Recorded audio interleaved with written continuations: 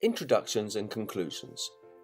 If you've ever had to write an article or report, you've probably spent a good 10 minutes staring at a blank page, wondering what on earth you're going to say and how on earth you're going to start. As the minutes tick by, you may vaguely remember that you should start with an introduction, but that doesn't help much if you're not sure what goes in an introduction. The same thing can happen at the end of your piece of writing. How do you end the thing? Can I just put thank you? No. Lots of love? Hardly. A few kisses? Nah. Ah yes, a piece of writing ends with a conclusion. But what should I put in my conclusion? In this video, we're going to look at a few suggestions about what to include in an introduction and a conclusion. So let's start with an introduction. As the name suggests, an introduction introduces the subject to your reader. Let's say your article talks about the fact that men sometimes get paid more than women for the same work, what we call the gender pay gap. So how can we introduce the subject? In introductions, we often talk in general about the subject over a sentence or two. Let's try this for size. Over the last few months, there's been a lot of coverage in the media about the gender pay gap, the difference in pay received by men compared to women.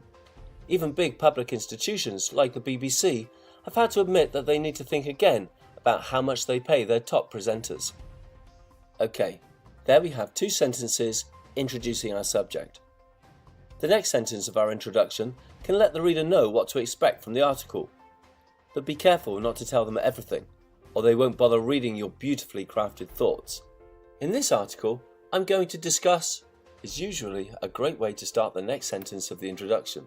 Of course, if you're writing a report, you could write, in this report I'm going to discuss. So, in this article, I'm going to discuss why I think the gender pay gap harms women and what needs to be done to improve the situation.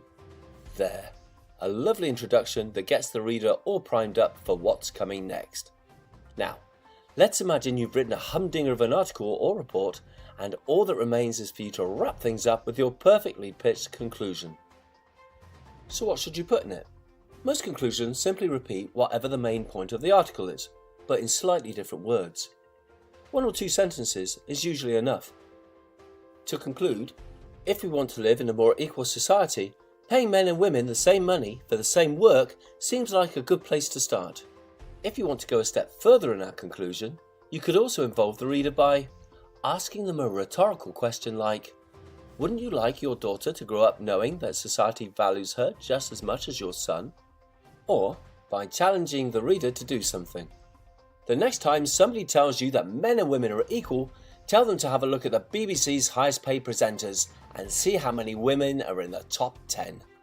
There you have it, a conclusion that ties things up nicely and gives the reader something to ponder. Let's recap.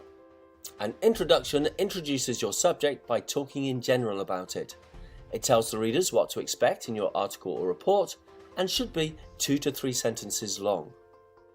A conclusion repeats or summarizes your main point in 1 or 2 sentences and can include a rhetorical question or a challenge to your reader to keep them thinking long after they've finished reading your piece of writing.